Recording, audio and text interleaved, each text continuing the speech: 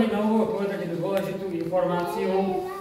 Toto tu, čo vidíte, tak to bol ten úplne plánovaný postup Červenej armády, ktorý bol v dlhodobých plánoch Sovietskeho zväzu.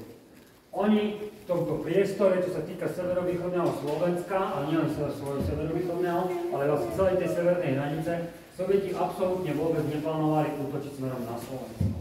Ten plánovaný útok obsadzovania slovenského územia, vlastne oslobodzovania tým druhým ukrajinským frontom, bol plánovaný práve z juhu od Maďarska. Tie jednotky, ktoré boli v tomto priestore mali byť rozmiestnené, tak pôvodne mali držať obrannú líniu, aby Nemci, ktorí sú na Slovensku spolu so slovenskou armádou, ktorá bola aj spojenecká, a sa náhodou pokúšali prebíjať smerom na sever, neurobili prielom do tej obrany a takto jednoducho urobili veľmi dôležitú vec, že by preťali to zásobovanie sovietských vojsk, ktoré by už ďalej postupovali smerom na západ na Berlín. Pretože zo severu Sovieti plánovali útočiť do Československa až v okolí Ostravy, čo sa aj potom reálne odohralo začiatkom roka 1945. Vlastne je to tá ostravská operácia. Dôvod, prečo tam, bol za prvé ten samotný terén, aký je na severe Čiech, o niečo prístupnejší, ako je tu na ten karpatský masív.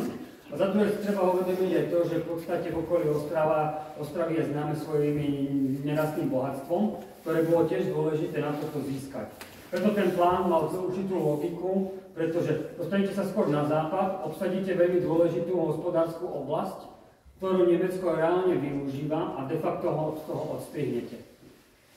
Prečo potom sa tu vlastne Sovieti rozhodli zaútočiť nakoniec v okolí Krosna smerom na juh, bolo Slovenské národné povstanie. Pripomínajú sa teraz 80 rokov, 89.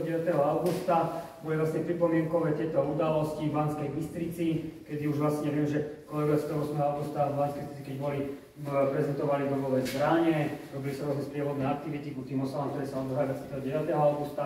29. augusta, keď vypuklo Slovenské národné povstanie, Československá exilová vláda z Londýna, ale aj tí politickí predstavitelia Československa, ktorí sa nachádzali hlavne v Moskve, na čele s generálom Heliodorom Píkom, na čele, on bol vlastne ten taký vojenský ataše alebo vojenský zástupca Československa v Moskve, požiadali o pomoc tohto povstania.